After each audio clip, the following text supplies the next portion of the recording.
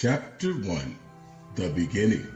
Hello, good morning, and good evening. My name is Quiet. I'm a sugar plum fairy. You know, like the ones who dance. My job is to watch and record fairy tales. So if you never knew the reason why stories like these are called fairy tales, well, it's quite simple, you see. It's because they're all told by fairies like me. Therefore, if you are ready for an adventure, this is one such story as I witnessed it some time long ago. Come fly with me as we journey back through time to a place long since forgotten where there lived these little people. They were the littlest people on earth. And though these people were small in stature, they had amazing gifts. They could control the soil of the earth, command the rocks, and even the mountains to move. They all had green thumbs. Now this, of course, made them excellent farmers. However, as it happens in all life, where there is good, oftentimes there is evil. Now this is where the leprechauns come in. You see, the leprechauns were twice the size of the little people, and they loved silver and gold. In fact, it could be said that the leprechauns loved anything shiny, even mirrors. Nevertheless, of all shiny things, they loved gold the most, not for its value, but only for its shiny, rich color. And like all greedy and evil people, the leprechauns were very lazy. The gold and silver they needed had to be mined in their caves. But the leprechauns were well known for being just as mean as they were lazy. So they were not about to do any mining or digging, not to mention pushing heavy carts filled with silver and gold. However, it just so happened that one of the leprechauns had been on a long journey. During the time of his travels, he had come upon a beautiful place. It was a lush, green valley with tall trees that seemed to be reaching for the clouds. It had long flowing rivers with the bluest water anyone had ever seen. In this valley, there were waterfalls cascading over the mountainside. The thundering sound of the water as it hit the rocks below seemed to soothe the whole valley. The sound could be heard for miles around. It was a sound that only nature could make. The leprechaun went on to tell the king that he watched from high in a tree while these little people went about their daily chores. He was saying all this, of course, to gain the king's favor. He went on to tell the king that these little people were very small. He also mentioned they seemed to be very good workers.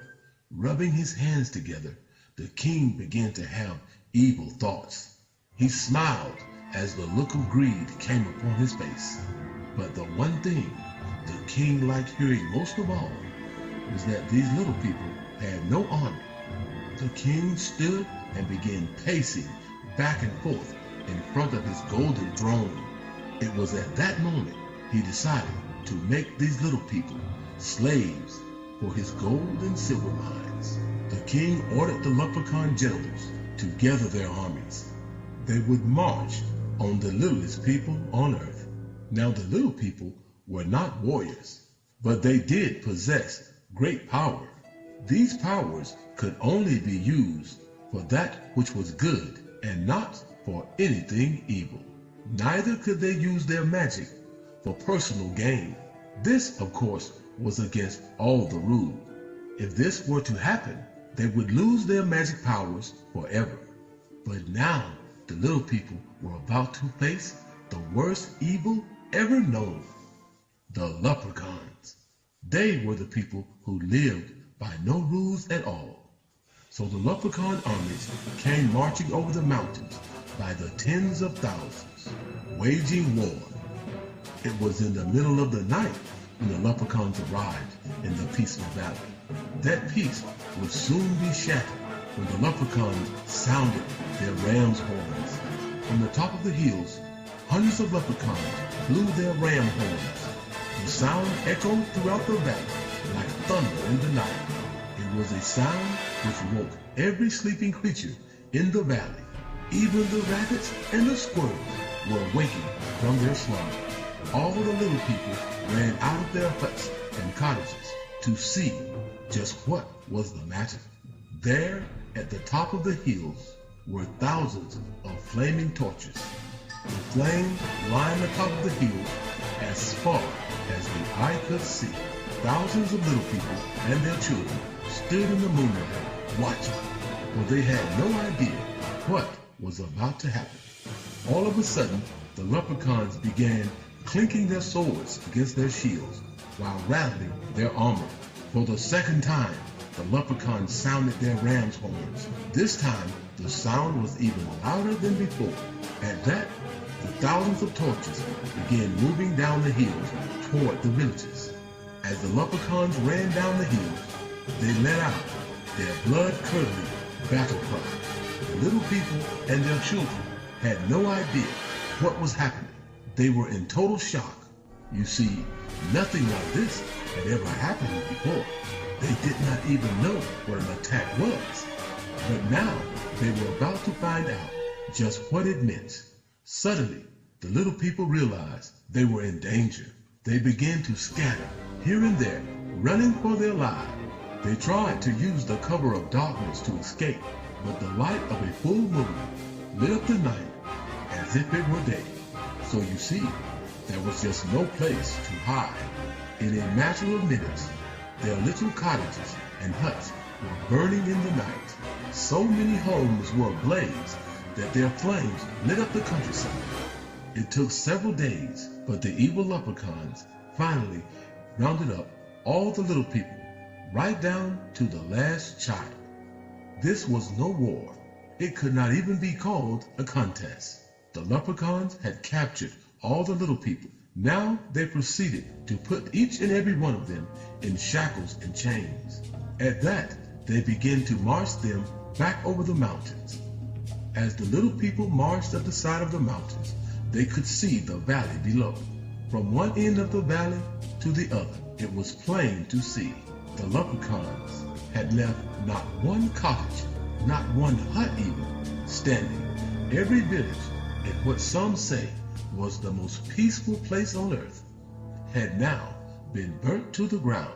As they marched over the mountains, the sound of thousands of whips snapping and cracking echoed as loud as gunshots, filling the mountain air. The leprechauns marched the little people over the mountains by the tens of thousands. It was in the middle of winter. The weather was very harsh. Many of them would not survive the journey. The little people cried and wept so much they must have shed 1,000,000 tears. Many of them were sick from being beaten and not given anything to eat. But still, the leprechauns marched them on. They pushed on through miles and miles of freezing rain, snow, and ice. After many months and what seemed like forever, their journey finally came to an end. They began to separate them into working groups. Now, the little people were slaves for the leprechauns' gold and silver mines.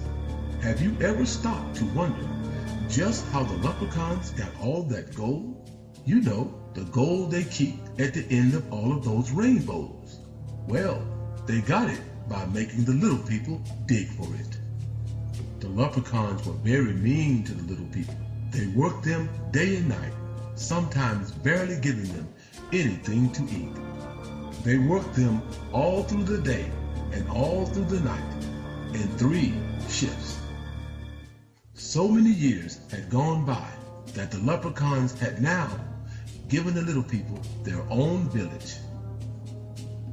However, every day and every night, the leprechauns